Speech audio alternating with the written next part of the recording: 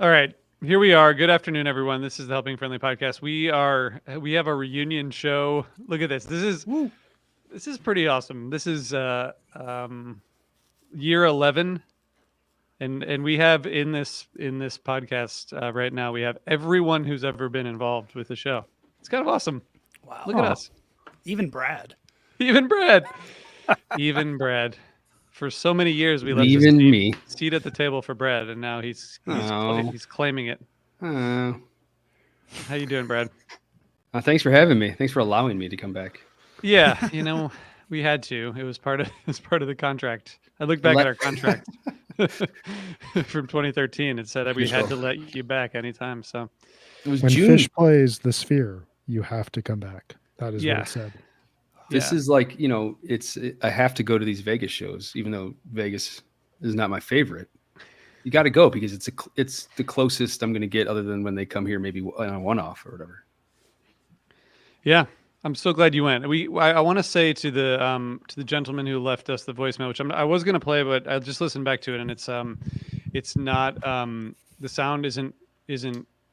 I think I'm just going to paraphrase what he said, which is that he said that on Friday when Jonathan and Brian and I recapped night one, he said he loves the podcast and he always listens, but that doing a Sphere recap with nobody who was at the Sphere is just a bad move. So, I hope that he'll give us another shot here. Listen, none of the we have people everyone. on Sports Center are that good at sports. You know what I'm saying? That's it. That's Ooh, it. and not one of them was on the court that night. That's a good It's point. true. It's true. I There's a also lot feel of- like I hear that argument after every single Fish show. So like you Yeah. can't have it both ways, guys. You had Yep. to be I there, do- man. I do think this is the exception to the rule here. I think there's never been a more had to be there Fish show than this one. And there's been some had to be there Fish shows. I've been at some of them, but like this, I can tell you from experience now, I was only in one night, but having to be inside of that venue or getting to be inside that venue, and then watching finally the some of the stream stuff home now, like it truly does not translate. It really I doesn't. will say, in our defense, we acknowledged that fully going into our We night did. one recap. It's just, how could we not talk about it right away? Oh, sure. And we fully admit that it's nothing at home what it was like in the room. And shout out to my boy K-Pow in the chat who was at all four. What's up, man? Look at Those that. robots were big on the screen, but I don't think they were as big as they were in the venue. I'll tell you what. Yeah, I streamed night one, and it was not the same as when I was there for night two. That I Is think it- even some of the Instagram, fan shot Instagrams were a little bit. They sold it better than some of the live fish stuff, because they would pan in such a way that you could really get the scope of the thing that it's hard to get in letterbox format on your TV screen. Totally. Well, okay. So we have a lot to get through, and we have a lot of opinions. I'm gonna do a let's actually just have one of our voicemails do a general summary of kind of like what they saw at the Sphere, and I want to know if you guys agree with this. Those of you who are here, because we did get a little bit of a I don't know. I feel like we have some differing opinions on this in general. So I don't know. I want to hold on. I'm gonna burn this shit down. It's gonna be wild. Well, mostly, I don't think we should do that. But I mean, we could if we wanted fine. to. I guess The last thing- HF pod ever. it's hard to know where to start here because there's so much to talk about. But I actually think that maybe we start with this guy's voicemail, which is I think a good summary of someone who was there, and then you guys tell me where we go next. How's that? Does that work? Sounds good. Okay. All right. Let me see how to do that. How do I do this? Why is this not working, Brian? What did you do? Me? Who me? Yeah. Yeah. I didn't It's touch your fault. nothing. It's your fault. All right. Well, let's just edit this out. Nobody's watching live. Okay. I'm going to just tell you what he said. He said that this was amazing and everything was perfect and everything was great. So, so I guess okay, let me ask you a question, Matt. Um, when you came back, you went to Saturday, right? No, I went to Thursday. Oh, you went to Thursday. Fuck. And Brad, you went to Friday. So, okay.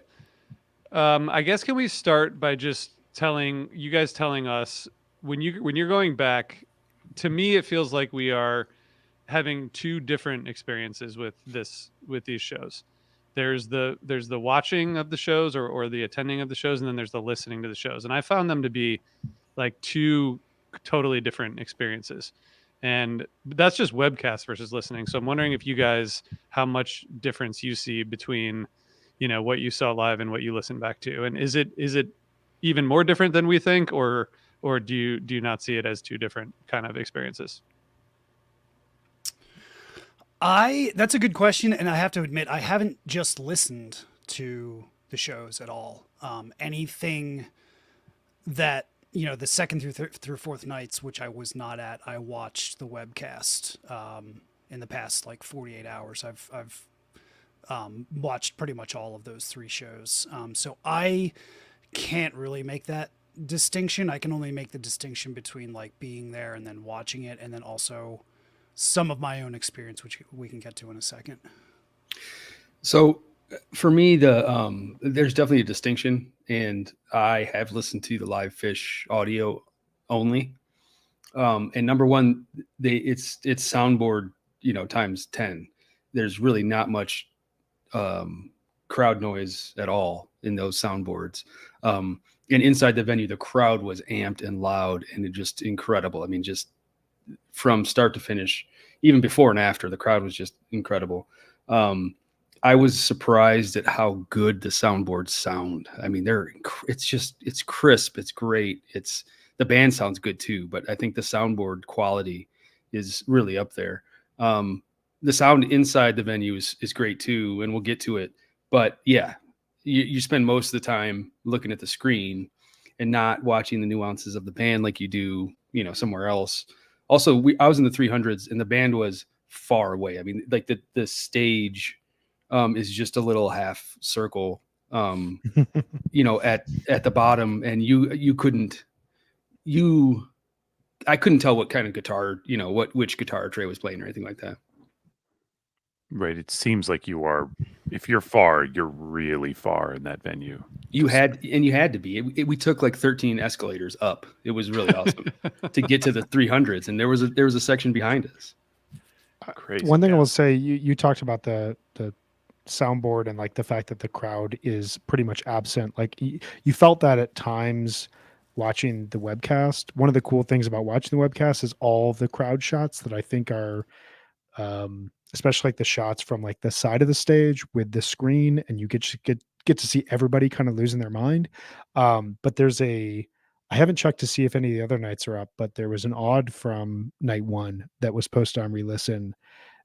I was blown away by how loud the crowd was compared to what I was hearing on the webcast versus what I was hearing on the soundboard. Like you get the entire room to the point that it kind of reminds me of like parts of 1995 and 1997 and 1998, where like the audience recordings are in some cases more supreme than the soundboard, because you get the whole room and you get the crowd in such a big way. It was a very different experience than watching it on the webcast or listening to it on soundboard.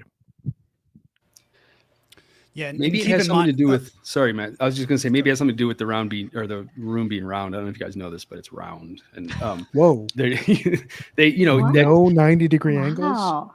It was Fuck. That's why they Like call it this- sphere. Like this is comment that in the chat. No, now it makes sense. Yeah. By the way, they did not play Round Room, which was like the most It's awesome, obvious. honestly. I love them so I mean, much. I love Round Room, but they didn't Same. play it. and I love them respect so their choice. much. Yeah, and the other thing about the crowd noise, like in the room, it wasn't just cheers. It was like certain things happened, and everybody was like, like gasping and like laughing, and it was just, it was like being on a roller coaster. That's pretty cool. Let me introduce a topic that one of our listeners brought up that I think I want to see what you guys think about this, because I wonder if you'll think this is controversial or not. Matt and Brad, and then everyone else should weigh in too. Hold on one sec, so I can get this to work.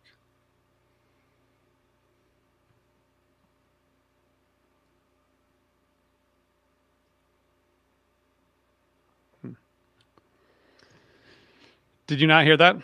No, we did not We hear did that. not. That's really lame. Okay, never mind.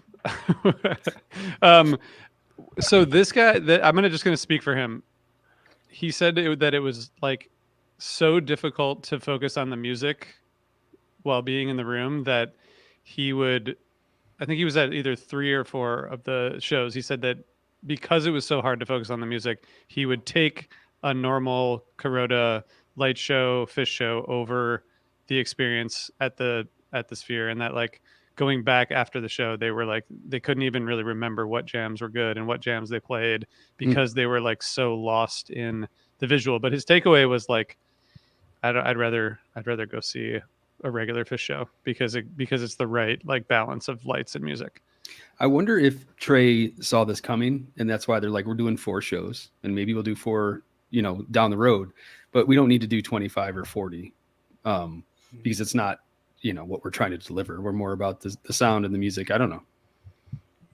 Yeah, I had a similar experience. I didn't really remember much of what was played. I remembered songs that were played, and I was very, very sober at the show that I went to. And I purposely was like not intoxicated because I wanted to be able to like A, not barf if it got intense, and B, kind of actually understand like what was real, like what was happening, and that was not just like my mind playing tricks on me or anything. And I'm glad that I did that. But then I didn't remember a lot of the stuff that was played. I had no idea that the show was so long. I mean, there's 3 hours and 35 minutes of music in the show. Yeah. And that Yeah. like Tweezer was 25 minutes. I would have told you Tweezer was like 8 minutes. It just like, cause there's so much to look at. I don't think that's necessarily a bad thing. Because this is a different type of show. It's a different type of experience. You could say the same thing about like Halloween shows. Like, they did this cool, sci-fi soldier stage or Cosmot Vox or whatever. And you could say like, well, yeah, but it would have been cooler to just see Kuroda's lights because I was distracted by stuff that was going on the stage. But I think for me, it's a different experience. And I like that. And to that guy who's not into it, I'd say, great. That's one less person I have to compete with for tickets next year. I think that's exactly right, because it's not like they're only playing Sphere from here on out. So if you want to see Kuroda lights, every other show is for you, and that's cool. I definitely, and maybe I'm jumping the gun on this topic, I definitely think they'll be back, and they'll do another 4, and it'll be an impossible ticket once again, I think. Thank you, Drew Carey. It's enormous. Like 18,000 people facing generally the same direction is a lot of people. 18,000 Right. people at a basketball arena, right? Or All the way around. MSG is Plus all the around. floor. Right. And the floor is a lot. I mean, the floor is not that big there.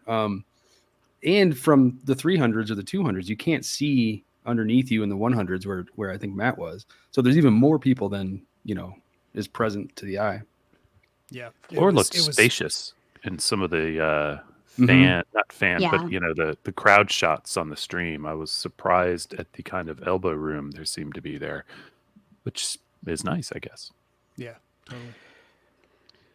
I feel like to that comment, like I agree with it to a certain extent. I think Jackson Richards here makes a really strong comment that is kind of in line with how I feel, where he says, I would never want the core Fish experience to change, but what makes Fish so special 40 years in is that they keep adding new amazing experiences on top of the core Fish experience. I think that was from afar my big takeaway, and you got it.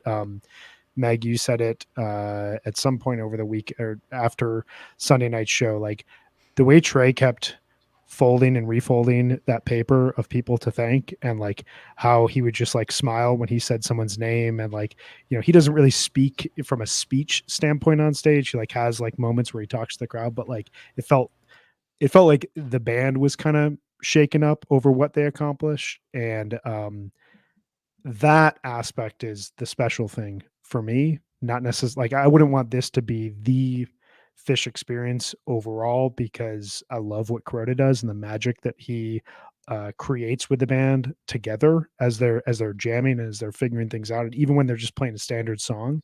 Um, but seeing them take on this technological challenge and excelling at it the way that they did, I think that that's what makes it most special. Yeah, I think they were really smart to do what they did, which is like do a Fish show, but just allow the visuals to like enhance that. And I feel like they found a nice balance between that. And I think what's really cool about what they did is that this is something that had never been done before and was really pushing the boundaries of technology. And I think it really inspired them. But I think they're going to go back to doing Fish shows and we all get to see that. But they're obviously going to keep this as like in their repertoire of things they do. I wouldn't be surprised if they do it every year or at least every other year. Yeah. Matt, can I ask you a question? I want to hear about your overall experience, because I was wondering, I was thinking about the Mexico runs that Fish has done, and like the first 2 years, it was like I think it was sold out immediately, like right the first 2 years, and now like if you wanted to go last year, you could figure it out. And I think you said that this was the hardest ticket you've ever like, or was this the only time you couldn't get a ticket from a show since you started seeing Fish? Yeah, this was the last time that I was shut out of a show. Was the first time I ever tried to see them at the 2002 MSG. At the end of the hiatus, and that I was broke and I Tough didn't ticket. I couldn't go to New York and like be stumping for a ticket or anything like that. And I was a noob. I didn't know anybody, so like I almost don't even count that. But yeah, then I saw 187 shows without ever getting shut out, including like every Halloween, every New Year's I tried to go to, the Met, the Red Rocks run, the Hampton return, like, and this. I mean, I kind of accepted that I wasn't going to see all four. And I was grateful that we had tickets for one night. And after the first night, I was like, I don't know if we're going to get in the next two nights, but I feel good about Sunday. Like people will be leaving town and stuff. And there was nothing. I mean, cash or trade, like there was nothing getting listed. Maybe like one or two posts each day. We even sat outside the venue on night 4 and we're willing to miss up to about a half hour of the show to like see that like something is going to shake loose somewhere for like some reasonable price. And it never did. And when the time that we gave up and walked away, the only tickets that were on like StubHub or SeatGeek or anything like that were like $4,500 each. It was just insane. Wow. That's I not also, right. the crazy thing to me was the number of people that I encountered who were only going to one or two shows. Like they were coming out for 3 or 4 nights, but they were like, yeah. So like we wound up making alternate plans, the nights we didn't get in. And we were like hanging out with a bunch of other Fish fans who were in town for the shows and couldn't get in. Like I've never had that type of experience before. Yeah, That's that's exactly crazy. what we did. We just went Friday through Sunday and only saw Friday night. Saturday we saw a show and Sunday we left. So, Brad, well, I guess first of all, do you guys think it'll get easier, like if they do it for a few years, like, or do you think this will always be Not for a long time. impossible? Maybe in Now a we few got years. celebrities that want to go. I mean, Yeah. They got to play like one bad show there, and it'll not. No, but like, what are they going to do? Like, Yeah. Yeah, Yeah, I think like this year, after this, it's risen up. Yeah, it's brought a lot of non-Fish folks out to see them. I've never seen them, but I also never been to the Sphere, so it's like let's do both. yeah. Yeah, the celebrities that were there every night was kind of crazy. I mean, like I heard Joseph Gordon-Levitt was there. Jason Isbell he's a was fan there. though. He's like a big fan though. Yeah. But Jason Isbell was there. Vanessa Hudgens was there.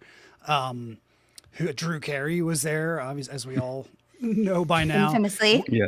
We knows saw that? it was a band. We don't know who they were. Some sort of famous pop rock band getting out of black cars as we were waiting outside the night 4. I mean, it was definitely nice. like a star-studded event. That was Peter from Goose, wasn't it? They were there. They were there.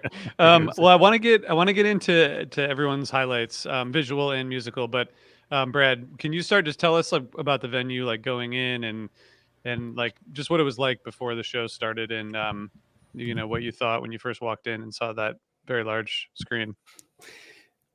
For those who haven't seen it, the outside is also LED and it's on even during the day.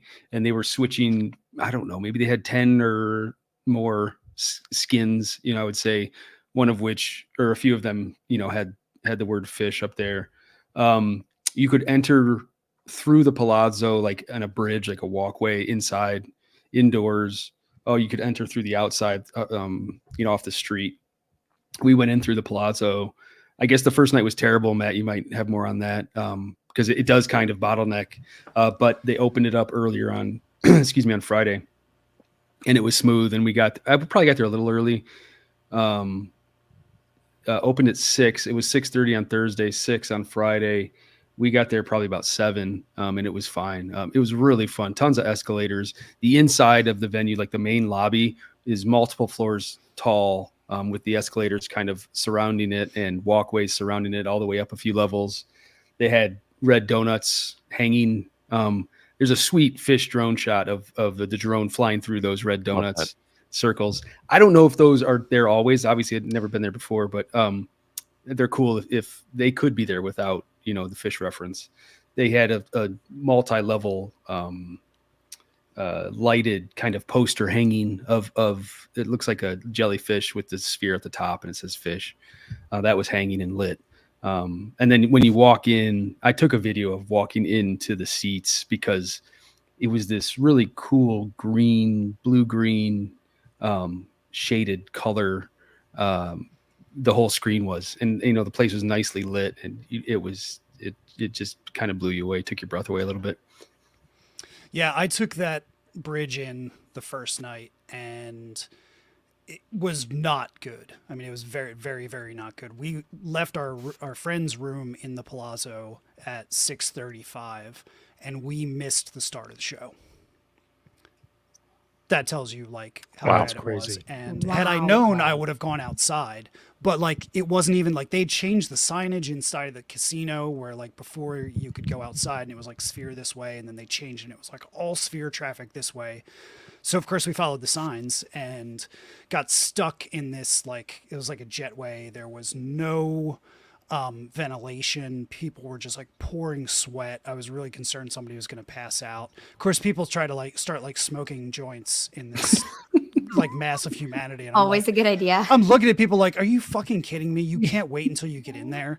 Yeah. Like, so it was really bad. And Nope. the worst part was like, I got up to the front where you enter and there's this kind of like a help desk or something like that. And I was pinned up against it. And so I turned and I looked at the guy working there and I was like, was it like this for you too? Or is this an us problem? And he goes, oh, it was like this every single night for you too. Wow. I'm like, you guys had 40 chances to get this right. And this is the Madison Square Garden Company, which has hosted Fish, more than almost any artist, has this symbiotic relationship with the fans, knows how to get everything done. And apparently the teams didn't talk or anything because it was just a disaster. So that was very, very frustrating. I mean, especially to miss the start of the show, the way that they came out and stuff, I was pretty pissed. But the venue itself is really cool. Brad pointed out a lot of the stuff. I think those donuts are actually permanent. They just they were able to light them. So like the inside of it was red and then everything around it was blue. So it looked really, really neat. Had that fishy touch. Yeah, I someone actually- in the chat said that they were there for you too. There's Cape House says they were there for you too, but silver and gold. Yeah. Oh, nice. That's Very cool. cool. But the if you've ever the closest comparison I can make to like the concourse in the venue is if you've ever been on the ride Rise of the Resistance in Disney World, it's like that. Like you feel like you're inside of like Star Wars or something. It's really Same kind of lighting. That's a good point. Yeah, exactly. And so we were in the hundreds, and then at set break, I decided that I was going to go up to where the 200s and 300s were because I knew a lot of people up there, and I figured I'd run into somebody. So I took the escalators up, and then saw that it was insane trying to get around. The bathroom lines were crazy and stuff. So I just turned around and went back down. But I got back to my seats and I said to my wife, I was like, if you're looking for a fun way to kill 5 minutes, go up the escalators and back down, because it was so trippy seeing all this lighting and the donuts and like jellyfish looked like a hologram that was floating in front of you. It was really, really neat. At the end of the show, the lighting on that jellyfish was different. I think it could have been me, but I feel like it was a little You bit. were different. It was a little bit trippier, almost like pixelated or something. Yeah. As we were leaving, like it was fading.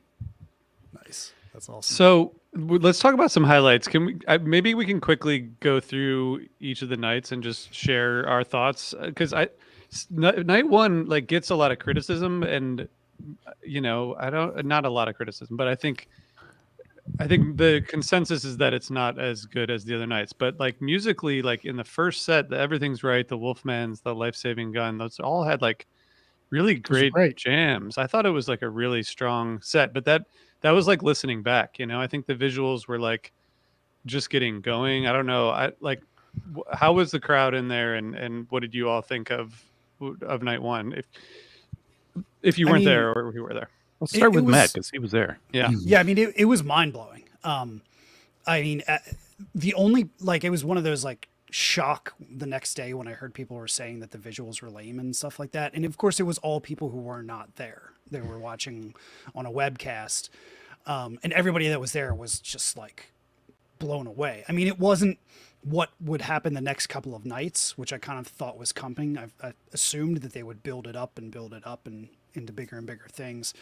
The only thing for me, and I'll try not to say anything negative after this, but we had obstructed view seats, and I was nervous about that. I had done research to try to figure out exactly where the overhang was and how much we were going to be affected, and it seemed like we were going to have a pretty good view.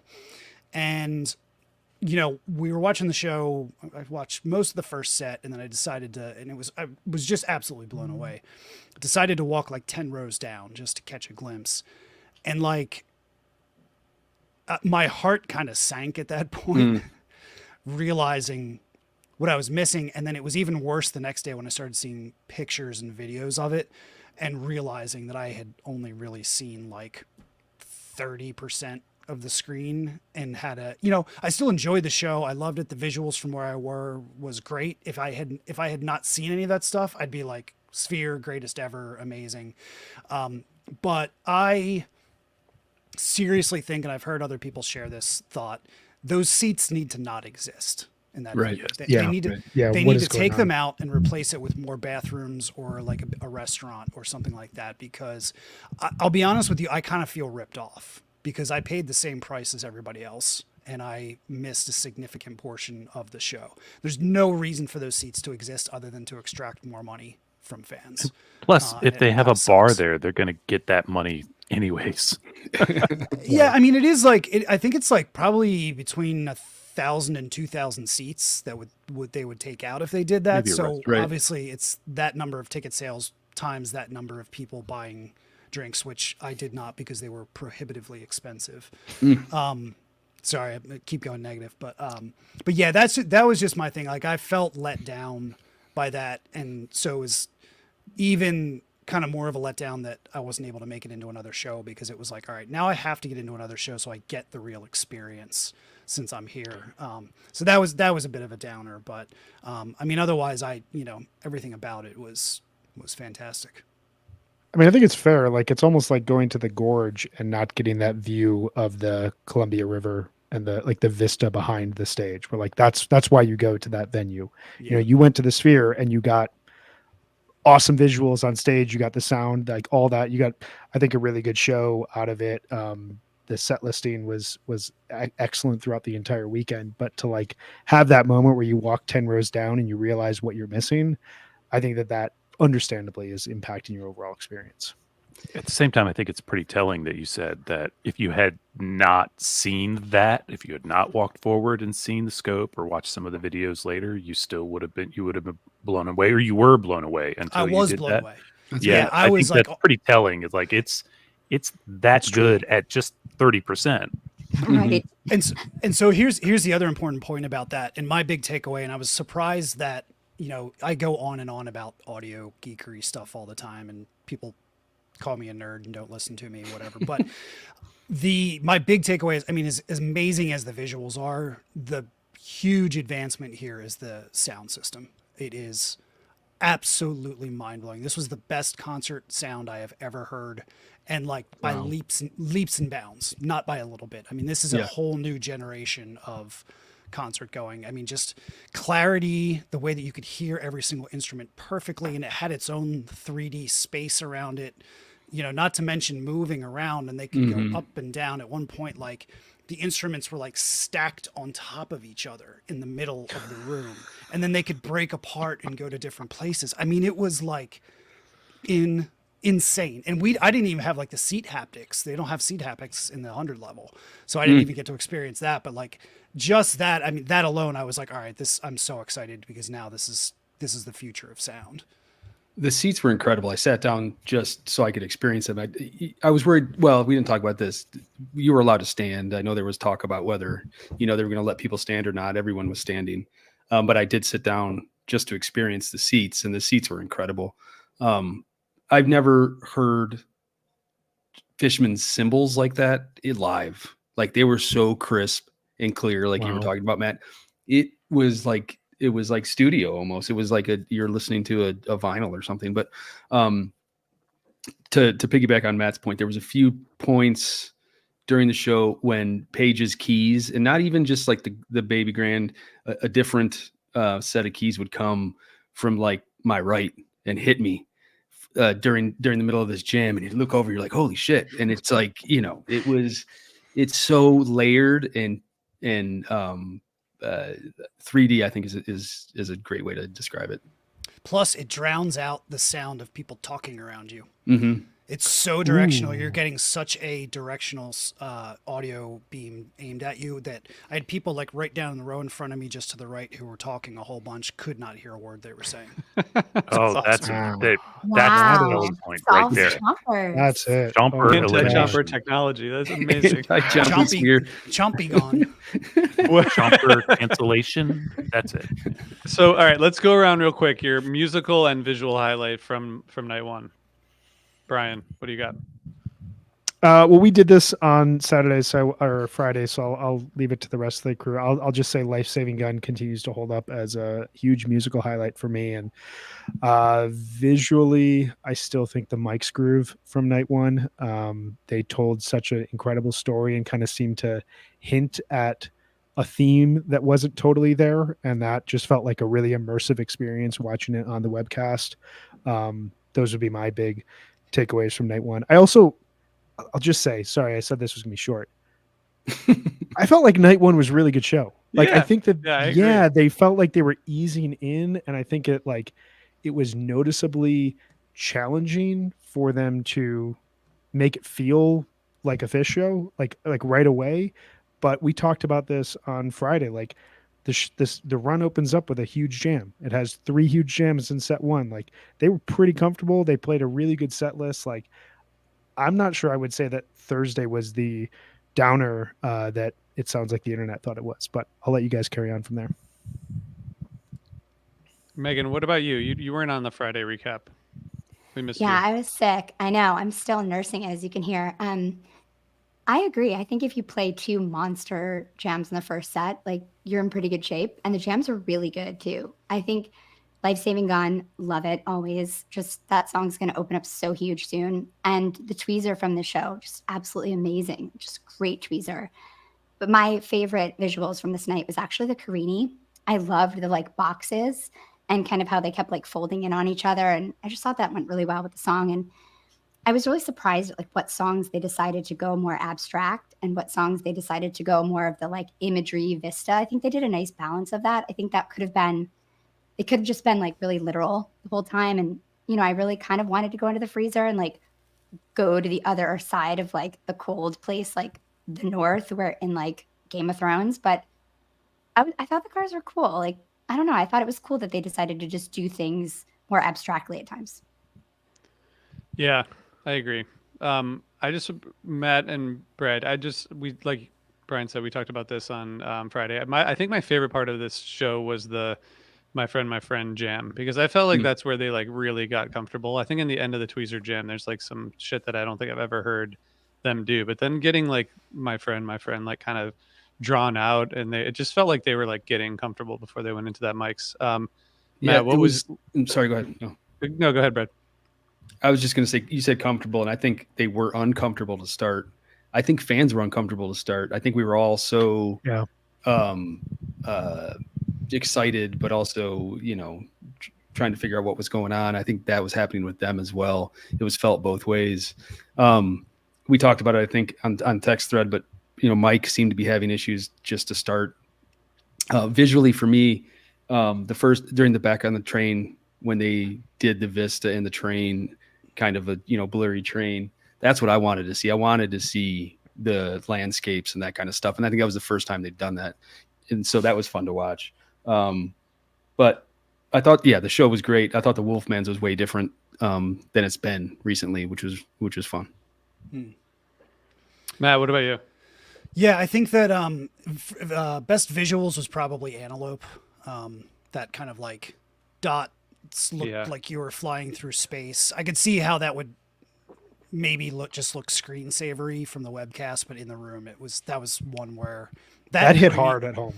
That were the Yeah, two. That and was Carini real were the trippy. ones where like you actually felt like you were moving the most.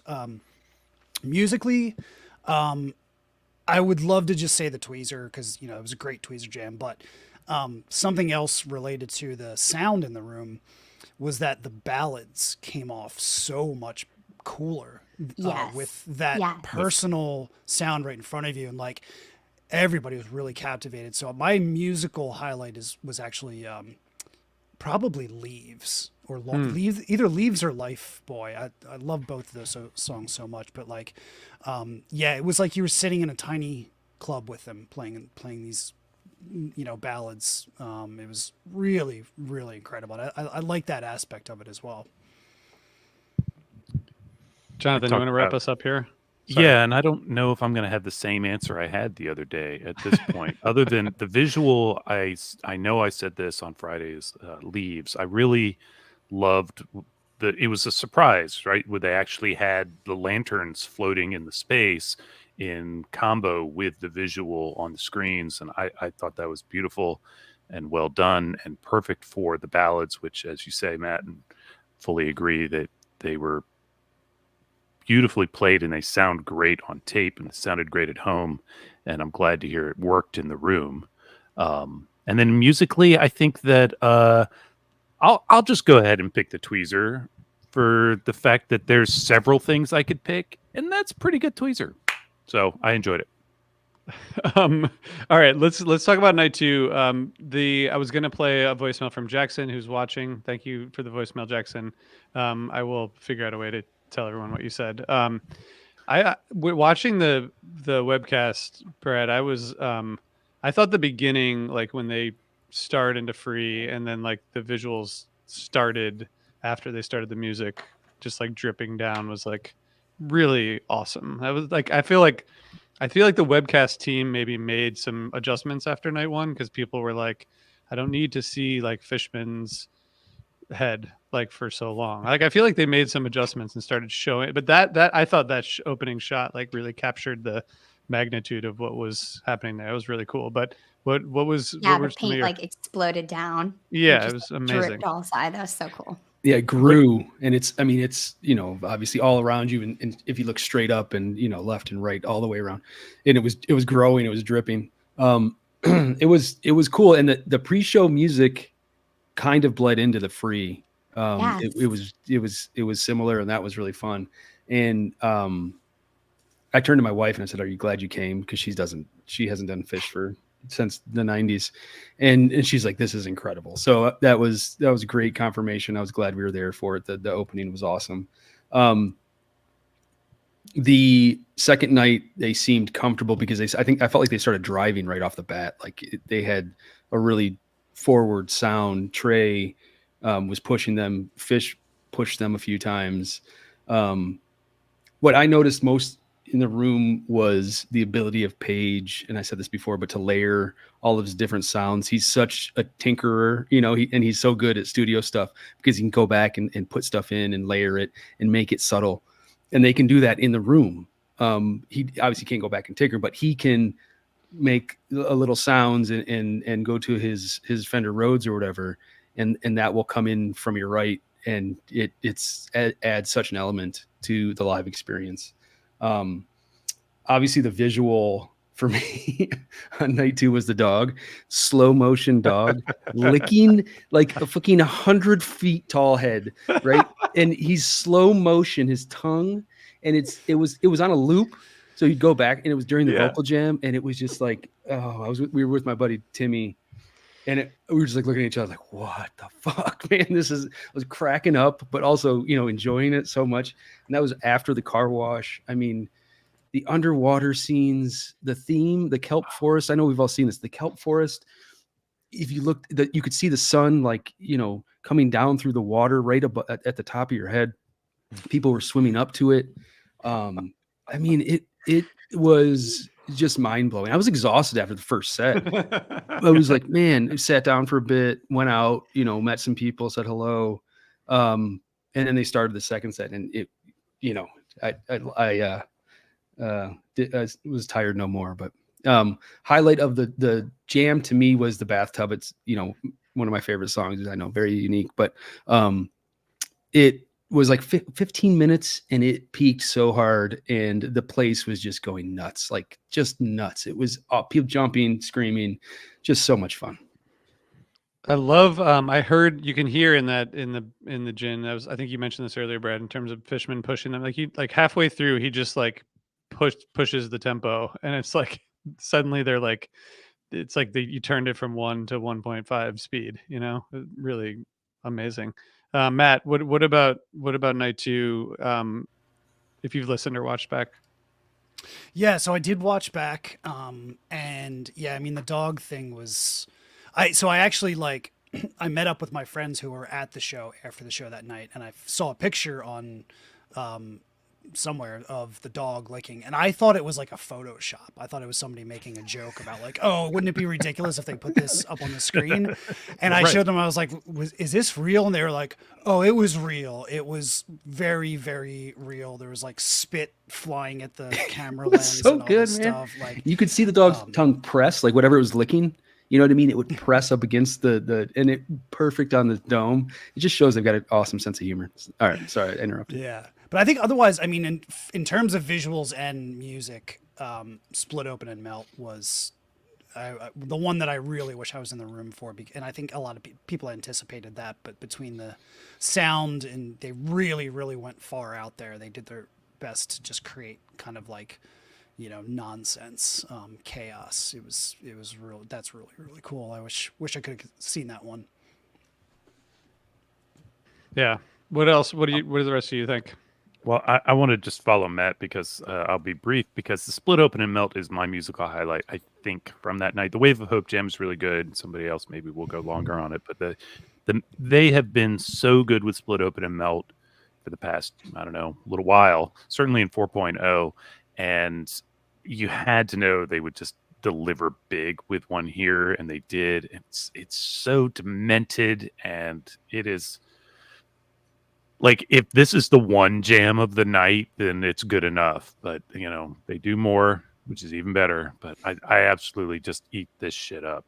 It's so good. And for visual, I don't know.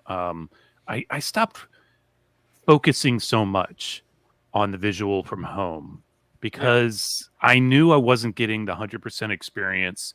I was cataloging records, and I would look over at the show and go, oh, that's really fucking cool.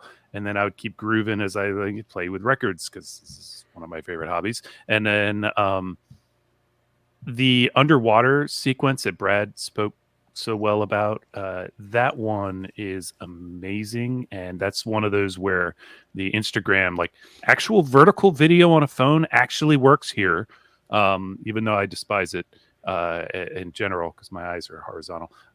It really captures how tall and the scope and looking up to the sun, and like that had to have been absolutely amazing in the room. And it's even pretty cool on a phone. So I loved how that was also a little bit of a throwback to the April MSG run when they did the whole kelp and the underwater stuff when they raised the stage. which is also kind of a throwback to the aquarium set, which Brian, we were talking about Right. this over the weekend. I loved those nods back to their history and hitting those points of like those things that we all know about and remember throughout these 40 years. Like only a band like Fish could do that because we have so many inside jokes and so many of these memories they've created for us. And when they were able to nod back to that, I thought it was really special, which also ties into my visual highlight of the night, which is the Waiting in the Velvet Sea. And when they put all those pictures of the band, I was crying because it was just so touching and beautiful to you see moments you either were there for or you remember watching on the live stream or you've seen pictures of and just realizing how much this band has gone through together and that it's all because of their friendship and thinking about what that song means to the band, obviously, because of Coventry and it was a really special moment. I thought that was absolutely beautiful.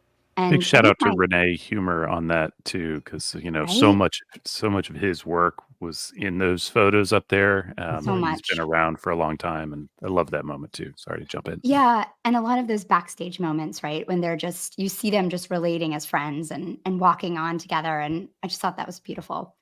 I really love the Axla too from the show for my musical highlight.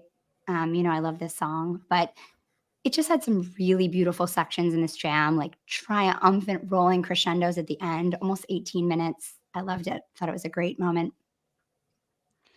Brian, I want to hear your highlights. I just want to say the only thing I want to say is like I like the use of the visuals in like the minimalist way. Like the what's the use is really cool to see. Yes.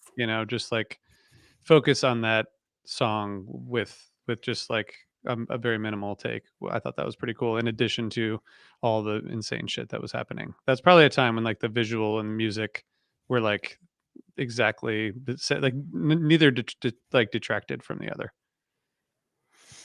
It's a good point. Yeah, I found visually the Axela 2 was probably my highlight from night 2. It kind of reminded me of the Carini from the previous night, the Run Like an Antelope as well, where it's kind of abstract design and it just like it fit the music perfectly and it intensified and it felt like, you know, from night 1, there were some really good jams, but I kind of if there was anything like any question in my mind, it was, can the visuals really evolve with the music? Like, how are we set up here, or is there any sort of limitation? Which is kind of a weird thing to say where there was a 25-minute jam the night before, but that was like the first moment where the visuals really felt like they evolved along with the music and it really took over the venue in a really big way, and it was angular and weird and it looked like how Axel Part 2 sounds, and kind of one of those songs that is kind of a champion of the 4.0 era. It returned at Shoreline after 20 some odd years, and then we've gotten these jammed out versions over the last couple of years, and so to have that midway through the first set that was already going really well and have it be complemented by those visuals was very cool. I think musically the Axel I could throw in there as well, but I would also throw the Wave of Hope, which opened up the second set. And I mean, I feel like we're in the era of Wave of Hope right now. That is the song that the second it starts, everybody in the room, everybody watching at home just knows we're in for something. And we obviously got a really great version a couple months ago, and to get a really, just another excellent take on this song that moved into a really triumphant peak. Like that felt like they've, they're 3 sets in, nothing's gone wrong technologically. They had played this really great first set. It just felt like the settling in. We have a bunch of music left to get through. They know kind of what's to come, but they don't know the kind of music that is going to be played out of some of these jams. Always the exciting part. It felt almost the same way that the Baker's Dozen Chalk Dust did, where like I still remember when that jam was happening. We'd been 5-6 shows into the Baker's Dozen at that point in time, but it was the moment where it felt like we've still got another week and a half of this. And like, there's so much more to come. None of you can even imagine what's about to happen. And the way that they were playing, the celebratory nature of it just really hit me in terms of like how much this was affecting them emotionally, but also how much they'd accomplished already.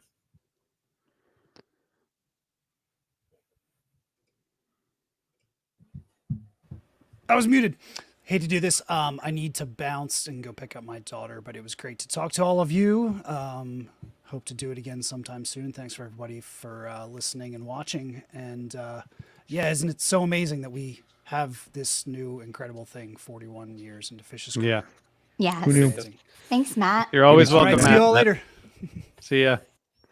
I was Can just one more thing about Yeah, night yeah. two? Sorry, Yeah, I don't please. want to drag it on. They, we heard the Manteca tease, or little quotes from that. Also, there was a DEG from Trey, and I thought I heard "What's the Use" from night one. I think it was in the first set. I forget which song, and then they played it in the second set.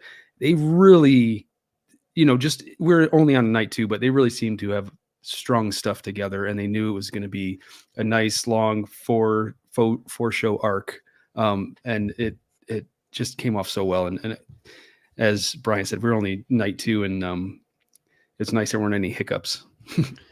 I mean, I went back and looked. There were 20 15-minute jams in these 4 nights. I mean, Right. that's pretty crazy. Insane. This What's- band is so insane. What's wild is that the 15-minute jam is just like, I mean, they're all great to listen to, but they're just like, okay, it's just 15 minutes. There's right. you know what I mean? Because there's Yeah. also 30-minute jams, 29-minute jams. Like, this band, they put in a lot of music in these shows. And you're absolutely right, Brian and Brad here. They really feel settled in and just ready to rip in this second night. That, it made it hard for me to pause the webcast, go to bed, and watch second sets in the morning. If it weren't West Coast, and Vegas is the West Coast, people, I wouldn't have Yeah. done it. I think it's kind of worth talking about that this is a huge risk that they did this. Like, just they were using tons of new technology, new materials, trying something new, and they're doing it in front of 18,000 people live and streaming it in front of God knows how many people. And they know those people are listening and watching and like taking notes and nerding out on podcasts about it. Like, it's a big thing they did. And We to will do bring it, bad reviews. we will. And to do it seamlessly is pretty spectacular. So I don't know. I'm just feeling really proud of them. Yeah, it's pretty ridiculous. I told Brian and Megan that I didn't have like a lot of FOMO about this trip, only because it was like Vegas, and I was like, I'm not doing it. But I was really excited to watch, and then after I watched the first night, I was like, wow, this is pretty amazing. So I feel like it's it like delighted everyone. I mean, if anyone's like complaining, then they should just take a break, from Fish. Yeah, I mean, it's pretending or trying to force the washed up 40-year-old rock stars that don't have anything left to offer is just it's a terrible take. It's just not true. Yeah, it's true. Yeah. It's a good point. No, these guys have it. Should we talk about night 3? Yeah, but Brian was going to say something. Brian really wanted to I say know. I something. just jumped on it there. I know.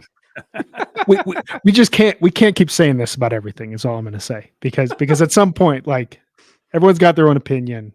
This run was astounding. Everything you said, Megan, is absolutely right. I'm at a point where I have no idea how to even contextualize this band anymore, because if you think about just the last 4 months, we got the first Gamehenge in 30 years.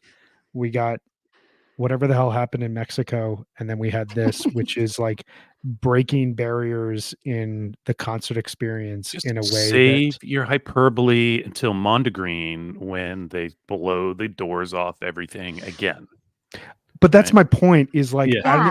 I don't know how to contextualize any of this, because none of this should be happening. Like, It's this simple. band is, They're a really good band. you're The right. No, best. you're absolutely right. But like, this band is also like taking the Still. level of a really good band and being like, okay, we'll do this. And we're not just going to do this. We're not just going to like put the Fish logo up on the Sphere for 4 nights, or like have like, like we're actually going to tell a story for 4 nights. Like, come on. This is It's insane. Onion. I Yeah. This saw a is screenshot insane. of the Fish Disappoints fan at Sphere by putting the URL to their website on the screen. No. I think, and Trey traded this, but obviously we should credit Abigail and that whole team in production now and at the end, because obviously they're mainly responsible for running the images, For executing it all. Yeah. executing, which Yeah, in we're real executing in time. real Real time. That's factory. insane. Like, Yeah. she was manipulating. I was wondering about that because, we know Kuroda knows this music for 40 years, but like here's someone who has to manipulate these images during a jam that doesn't I assume she's not like a mega fan, but she operated those visuals like Kuroda would, like really Well, organically, and they changed with the Yeah. music, and they she's were been in working with Fish jams. for a little while too, and that's like, Yeah, as Trey kind of points out, it's like it's actually been here a while, but Right. yeah, but that's a now her whole name's different out thing, there. right? Like operating Mhm. stuff during a show. I don't A know. little bit, Pretty incredible. yes. It's They it's worked hard to prepare, and I think that the preparation just really paid off. it's a testament to teamwork and like really having smart people and smart roles and executing on a high level. Like that doesn't just happen. It's incredible. Yeah. Teams Yeah, win. as Brian Tompkins points out, Abigail did do, and that whole team did the Ghost of the Forest. Yeah. Put that all together. So Hmm. Yep. And that was Hey, a cool Brian. show.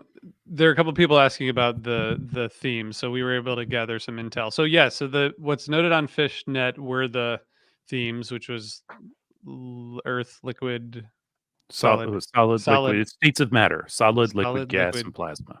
plasma. Right. I always forget that one. I think like so what I learned from like trying to get info from people is like some of the songs each night just served the show. Same with the visuals. So as all good Fish stuff, like they weren't designed to be overly literal, but that was those were the themes, which is cool. Axela, I think just finishing up night 2, Axela talking about by the pool, and Yeah. that was a liquid night. There's Yeah. nothing else Yeah. really about Axela that is, Yeah. so it's really cool to see. Yeah. Hey, It's ghosts have awesome. ectoplasm. That counts, right? For plasma. Okay. So we're gonna go to night 3. Brian, start us off. What is the night 3 story and highlight for you? I got 2 main visual highlights. I will just say one because I want to leave one for the rest of you guys. Taste. You guys talked about waiting Unreal. really well in terms of the emotional side. Like they did such a great job of balancing all these different sides of Fish, the terrifying, the kind of psychedelic, but like there's an emotional side to this band that I don't think is like represented on a mass scale. And when Taste started and the images started spinning around in the center, it took a minute to be I got a text from someone that was like, is that a Pollock? Like what is going on there? And then it started to come into focus.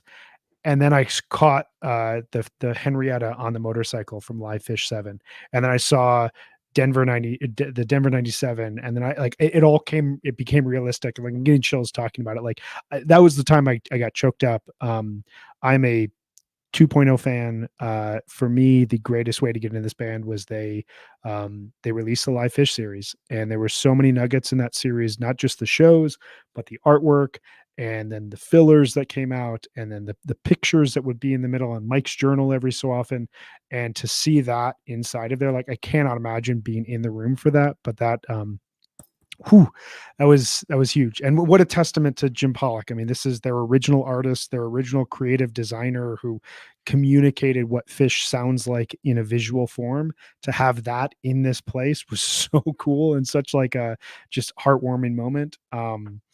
I think musically, the Pillow Jets, and that was also one of my visuals. Like that's one of my favorite debuts. I was at the Trey Trio shows where they played that. Then they played some really good version. They played a really good version at Burgettstown. I think they played another good one at some point last year. I forget, but that was a really stunning jam. I listened to it right before we recorded here, and it's something I'm just going to keep going back to. It's not really like complicated. There's not a lot of weird effects. It's just the band just following each other and communicating without any sort of effort.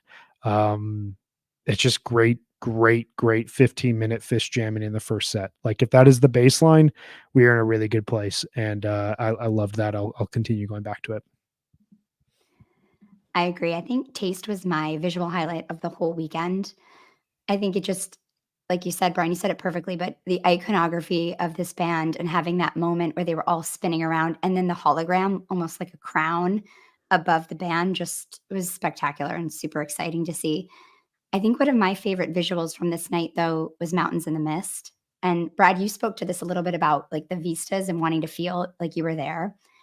I imagine that it really felt in the room like you were on a mountain with the mist around you. They had the fog pumping through.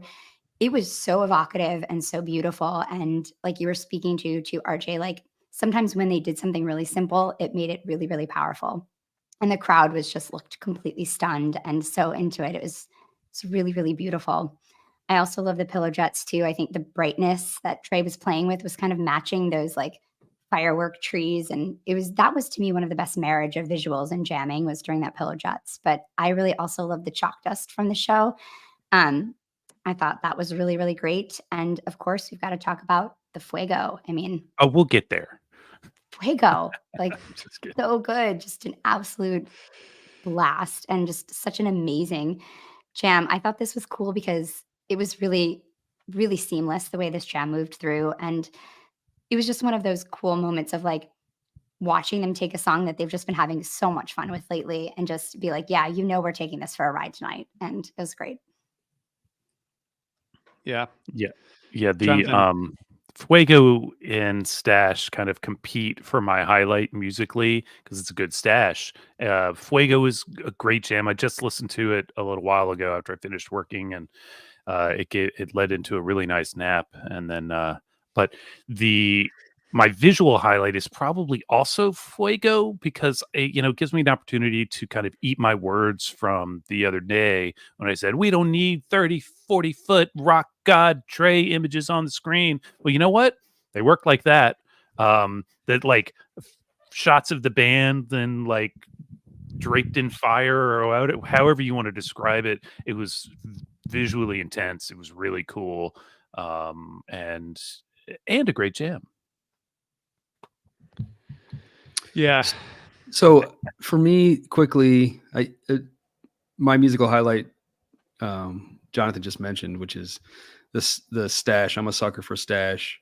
I mean, we're 3 songs in on this show, and this stash is perfect for me. Again, back to my layered comment, I really feel like you could feel it in that stash as it should be.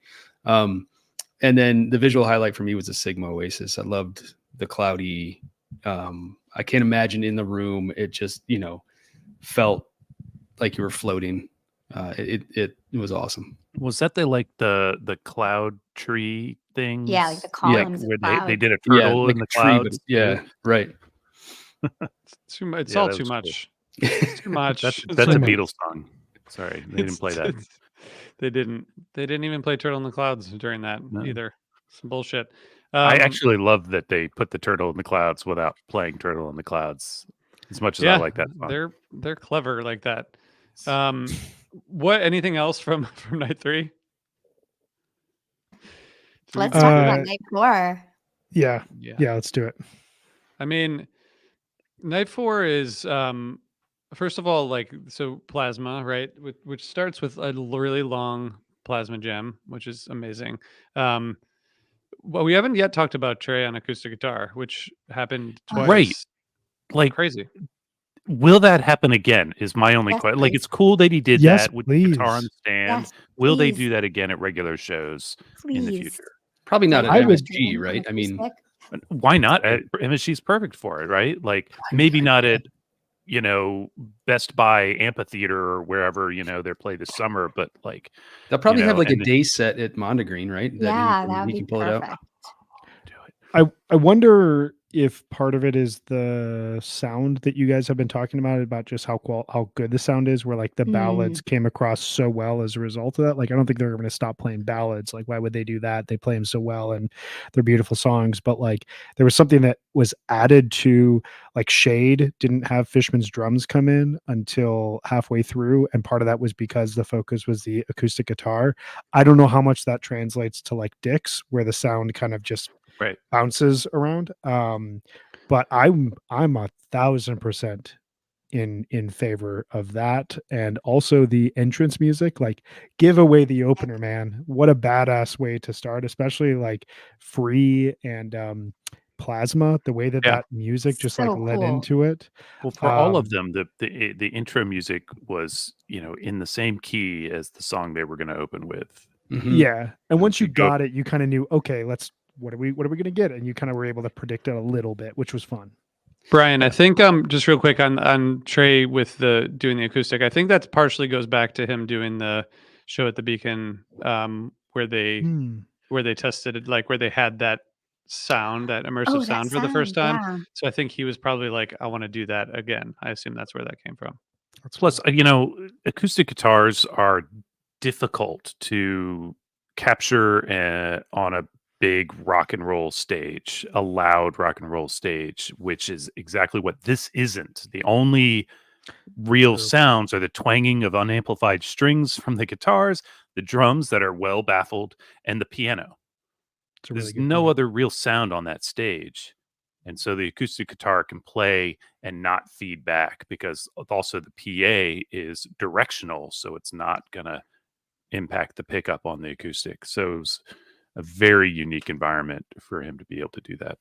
Crazy that there was no amps or monitors on stage. It's just Yeah. crazy. Like we talked Yeah. about I the first know. night. You guys probably talked about it here after on the review of the first night, but it's So crazy looking. so stripped little down, different. so cool. Yeah, it's really fun. Brian, do you want to share anything on night 4 before you have to drop? Yeah. Visually,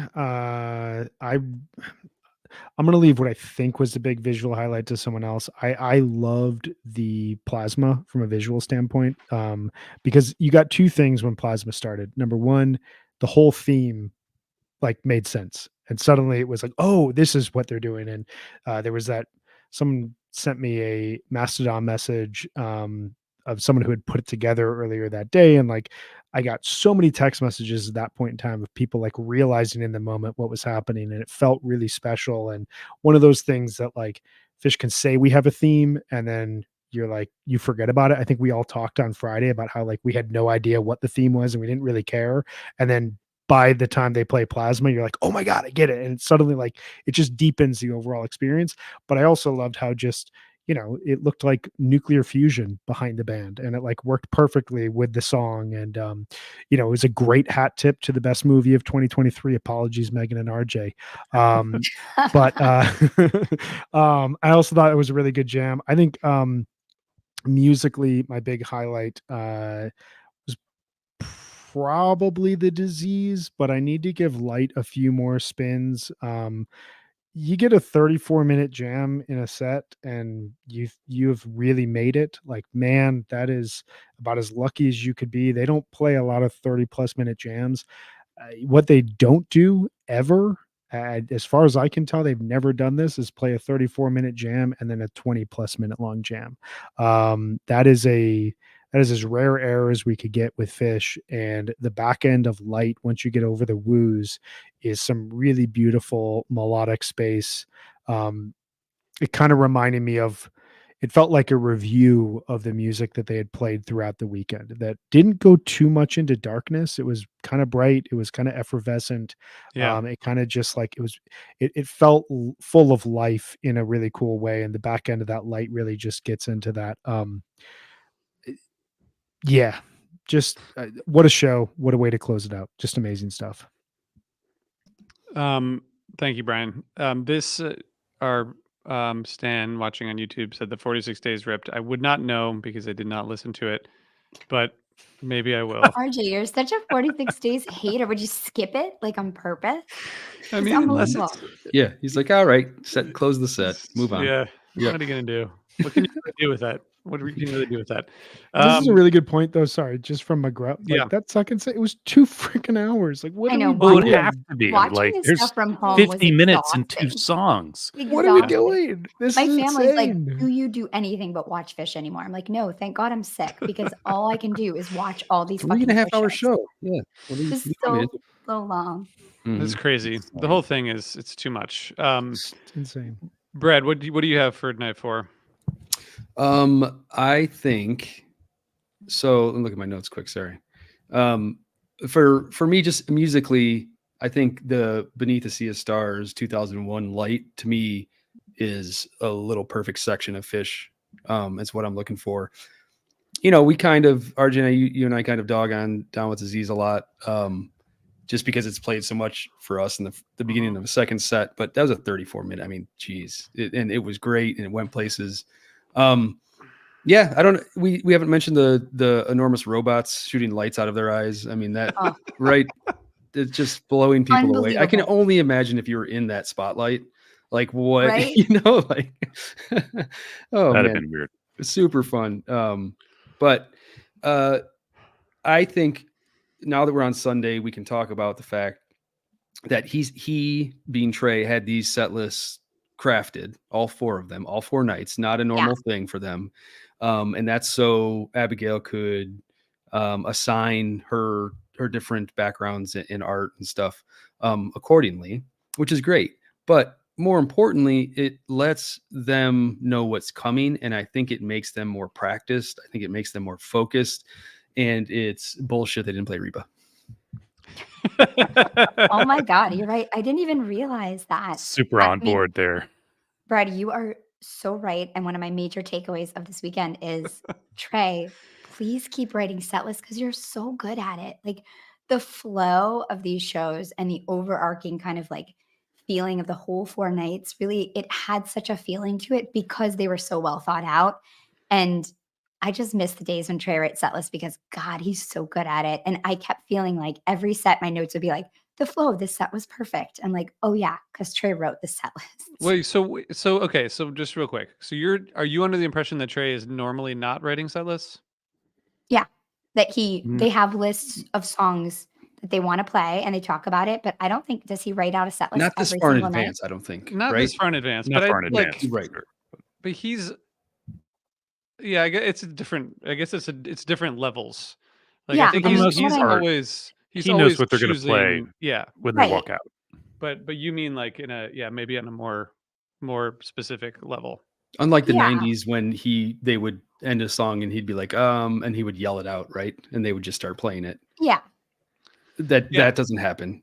But Well, and I think he's talked about, hasn't he? And maybe I'm wrong about this, but that he has like a collection of songs that he wants to play, and they talk about the band and they rehearse some stuff they haven't played in a long time, but that he hasn't necessarily like written it all out in order. And I think yeah, sometimes you can tell yeah. that on Right, stage. right. Yeah, Yeah. yeah. Like when they basically, you're saying that you can tell when he chooses to play a song that you don't think he should choose at that time. Yeah, or it doesn't like flow well. Yeah, Like, yeah. like I'm saying it's that like, that is oh yeah, yeah, that was a yeah. call. I Yeah, think that's yeah. fair. But I or do they think pull he's something out of the vault that they haven't played, and then they get halfway through it and they're like, oh, maybe we should have practiced this. Yeah, exactly. Yeah, yeah. I'll take this moment to do something I haven't done in a long time, which is I will offer my services to write the set lists for Fish for this So summer kind of if nice. they you. would like. Wow. Wow. So I can nice of even do you. it remote. I'm not asking them to take me on tour. Remote. I would do It's that a too. remote opportunity.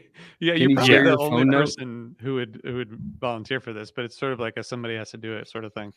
Yeah, I Yeah, mean, yeah. like I have to admit I know a thing or two about their material, so maybe I could be the right guy for the job. Um, can I can I talk okay. about my night 4 highlight? Yeah, I Yeah, you guess go. so. I'll go after you. So, I think you already did it with your job offer. I no, think you no, took my your night time. 4 highlight. What? I just want to talk about I Am Hydrogen and how happy I am that they went back to it. I understand why. I was not mad that they played Life Boy after Mike's the other night, but I was happier that they played I Am Hydrogen after they played that because, God, how gorgeous was that? I mean, what is it like 2 minutes?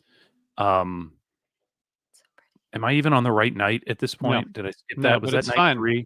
Okay, Yeah, well, still, but too bad. I you didn't need to get to talk talk about it though. it needs to be Yeah, said yeah. that I Am Hydrogen is amazing. And in night 4, I'm not even sure I have a proper single highlight visually.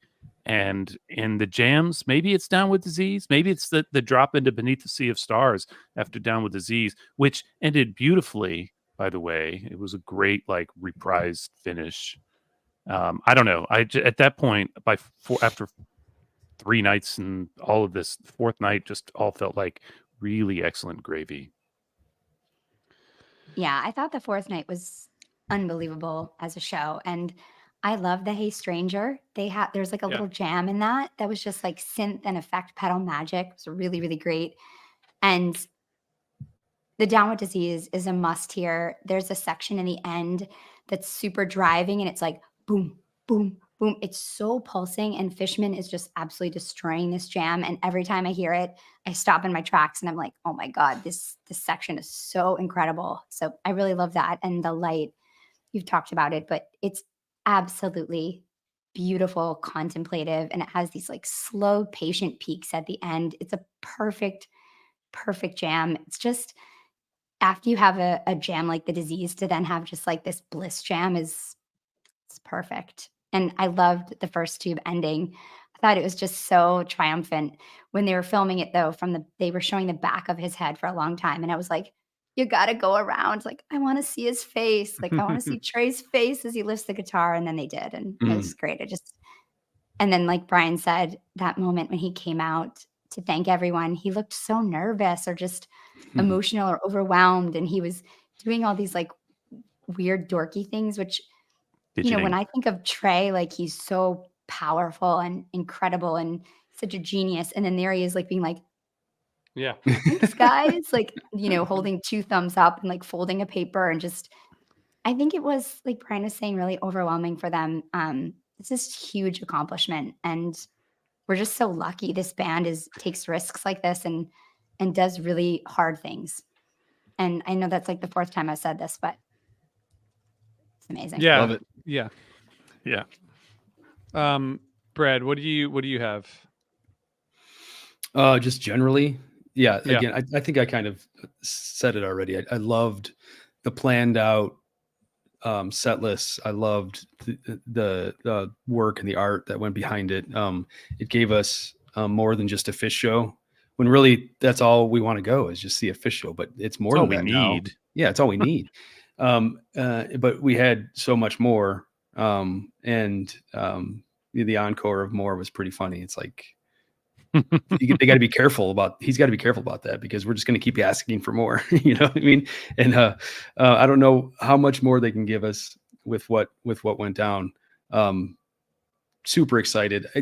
I think I mentioned this before, but it's brought new fans into the mix. It's brought old fans back. It's exposed them. There's a WAPO piece. There's a review in the LA Times that was really good. The Yeah. AP video that we all saw. I mean, there's a lot of CBS build up. Saturday morning CBS, had them yeah. on. Yeah. Yeah. And, Yeah. and all of that has brought a lot of attention, and he deserves it. He does so much. He works so hard.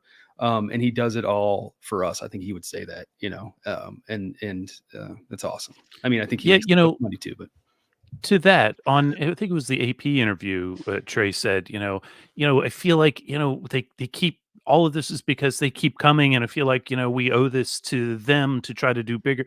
And I know a lot of fans who kind of replied to this in their social media or whatever that they don't owe us any of it. We are so grateful, and I imagine you guys feel the same way. Like it. If they just kept playing shows in their standard form, whatever standard means, just like, 2 sets with a light show, we would remain happy. We would not complain because the way they're playing, how could we? But the fact that they want to do this stuff, it's amazing. I think And what's they really can pull cool it off. too is that the music, like I've listened to all of the like jams individually on Live Fish, and it totally stands alone. And I think being able to accomplish something like you were saying, RJ, that's two different shows, like a visual show and the music, and having both of them stand on their own. Like you can listen to this music on Live Fish and it sounds incredible. And that is just such an accomplishment. It's crazy. what about you, RJ? Come on. Well, I want to say two things. First, they were all like to talk about the coverage at one of the Brian Tompkins, who I met in Vermont. I probably mentioned that he came to our Reprise Nectar shows. Hi, Brian. He mentioned CNN, and in the CNN article, when they talked about kind of the history of creating these amazing experiences, they talked about Big Cypress, and in the mention of Big Cypress, the hyperlink goes to After Midnight, our podcast that we made, which is cool.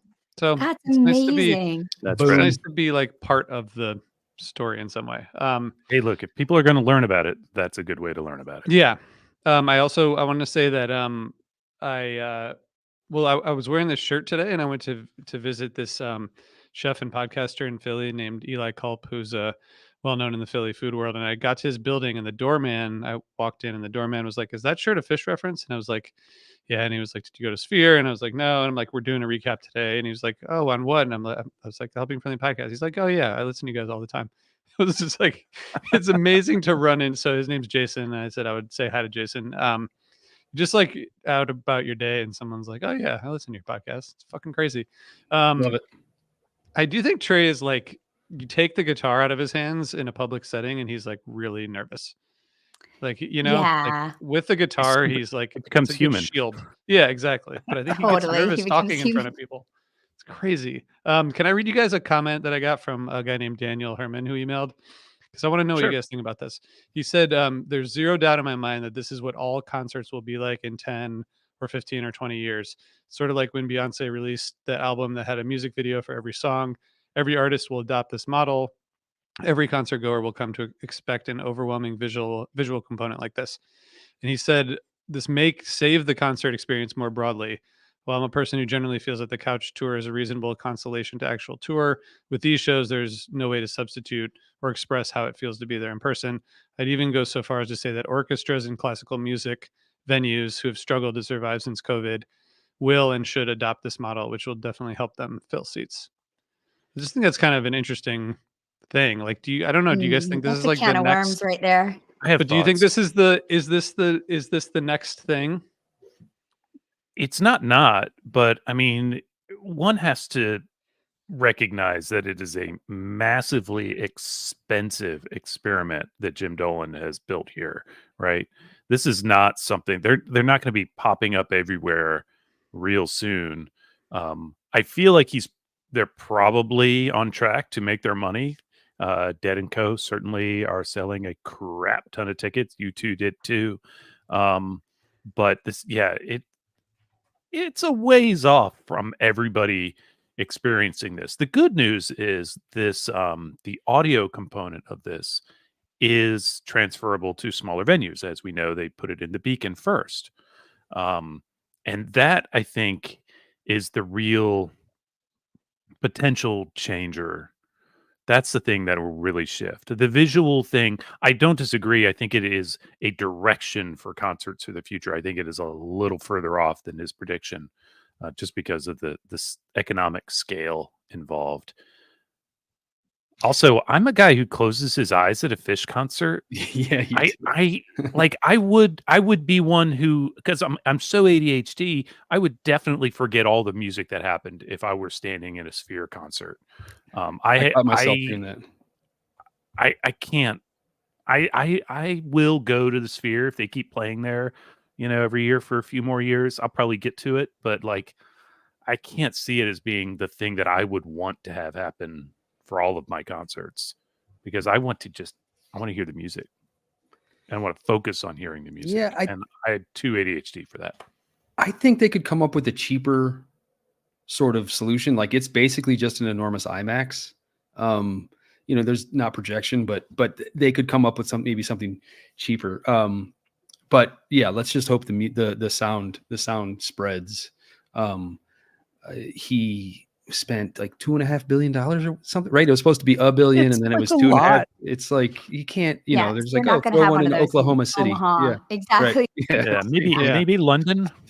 Yeah, I You mean, there's know, only a like, few cities in the world that can support that. And also, like, I don't want music to be a gatekeeping activity. Like, my teenage daughters already can't see the musicians they want to because tickets are so expensive. Like, Yeah. I want you to be able to go to like see a musician at a club, or I want to see a yeah. band outside having a beer, on the water. I and you don't should be want able to to see see an music. orchestra at an amphitheater in the summer, Yeah. Right. like I don't want to just see a big fancy light show. Like that's just not I It's want huge. yeah, I just want my kids to be able to see music like regularly, not as something that's some enormous, like hugely costly thing. And I think that's one thing that's been a little sad about this is just you know, it is so expensive and not everybody can do it. And I think that's why Fish won't just do this. Well, I think we should point out too. Sorry, RJ, we'll Yeah. point out too that not just any band can pull off what Fish did, and I know we're all Fish homers, Yeah. but you can't. You're not going to get. I don't even want to say an artist, but not many other bands can do what they did. I'm really curious to see what the Dead & Co. run looks like. They've got so many shows now. They had no I know, that's qualms a about lot. like doing many shows. Like, how are they going to make those some kind of unique experience? Because they surely will not play the same set list every night. But yeah. what will they do on a visual scale? But they I'm might take the really same curious. visuals for every song, right? I don't know. Who knows? I I mean, It's a maybe. huge time commitment to make. They made 68 different songs, for Fish. Like, that's a Yeah. huge time commitment Yeah. to do that. The tickets on like StubHub for Dead and Company are like $200 for. Yeah, I know. both You're shows. trying to talk me into going. Let's go, RJ. Let's go. I'll meet you We there. should go. I mean, why not? All right. How many I shows think- are they doing? 500. 25, I think. I'll meet you guys there. They just added some. I don't even Brad. know. All right, like, Brad's going. All right, we're going. Sweet. I just want to say, I think the optimistic side of what Daniel was saying. Maybe I don't want to put words in his mouth, but like, isn't there like a Moore's law sort of situation here where like things get cheaper and faster and better over time, and like maybe in a few years, like a sphere like thing exists that's not prohibitively expensive. I don't know. Like- yeah, that makes sense. But again, I just think that Maybe. it will take more time than he predicted in that message. Yeah, maybe. Yeah. Because it's a lot. Like $2 billion. It's a big come down to having one of these in every city, or God Yeah. help you, like a competing. You could buy 22 Twitters with that, though. I mean, you could buy. Actually, you should. could buy more now. I think it's worth less. We should do that. All right, last comment on the run. What do you guys got? I'm going back. For sure. If you didn't go, make sure you do. Even if you can go and see the postcard from the Earth or whatever it is, just to get into it and see it. Man, but ultimately, take all that away. They're playing really, really well, together, on time. Maybe it has something to do with the click track, but I don't care. It's great. On time. I'm glad you mentioned that. Yeah, I Great. was just going to say, continuing to push boundaries and do something innovative and groundbreaking really inspires and motivates this band. And they love a challenge, and they totally rose to it. It's inspired me. I can't wait to see them at the Sphere sometime soon. And yeah, that's it. Awesome. Jonathan, what about I you? think Fitch is just kicking so much ass. I cannot wait for them to announce dates at the Anti-Sphere Hampton Coliseum this fall. The the Anti-Sphere. technological venue in the country. That's where Yeah, I'll I can't wait to go to a dirty, shitty casino and see him in Mohegan Sun. There you go. There you go. So okay, I think that's maybe we've reached the end. We're not gonna talk about James Dolan, especially with this current basketball situation we're in. So we're just not Is gonna, it- I don't get not it. gonna do that. What do you mean? It's spring. We still play basketball. Isn't season should be over by now? It's awful. James Dolan is Like, getting so also many down by victories that way. right now. He's like Yeah. the Sphere and the Knicks. I'm so annoying. Okay, so just so you guys know, we are going to be back. We are not going to be here next week, but we will be back on the following week we're going to pick up our top 25 tours series, which we're having a lot of fun doing. But Brad and Jonathan, will you guys come back soon? Yeah, absolutely. Yeah. When's Fish playing again? That's a Summer. great question. Summer tour, right? Summer. Yeah. Summer I mean, tour. they're- And where are you in the top 25 tours? Let's remind Oh, everybody. Can't man. announce our next one though. It's a secret. You haven't why announced not? it? Can we not actually? Well, we can, but it's like a big deviance from the fan Well, vote. what was right. Huge. last time? So Just for Last time we my did benefit. tour 19 or 18. 19. Okay. We And did that 19, was- which was the 2000 summer Japan. Mhm. That's some good shit. Some good I think we jams. should tell. I think we should do it, Megan. Okay, we should okay, do it. Okay. Do it. So next time, and thank you for bringing that up, Jonathan. So in 2 weeks on May 10th or thereabouts, depending on our schedule, we're going to be talking about 2023 spring, which was voted number 32 by fans, and number 18 by someone on our team. Someone on our Hell team yeah. drafted. Nice. Wow. So we're Yeah. going back in the archives. You give everybody the phone number so they can call and leave you a voicemail and tell you how wrong you are. Thank you, Jonathan. Exactly. Although I think that's a great tour, so that's gonna be. Does a lot the of fun. Sphere run count as a tour? I think it I does. think I think it does. No, It it's didn't four. No, Four is four. four isn't Four doesn't is, make the four cut. is a run. But I No. did see someone tweet today that this was the best 4-show run in Fish history, which I thought was funny. Bold. I thought it was Bold. funny. I don't know. I don't know. We'll It's do a really special good, but- episode on that in another year or so. Yeah, exactly. All right, 484-416-0488. That'll be in the show notes also. But all right, thanks everybody for tuning in. Brad, come back anytime. Jonathan, obviously Thanks. you're always here, basically. All right, thanks everybody for listening and watching. Bye. Bye. See ya.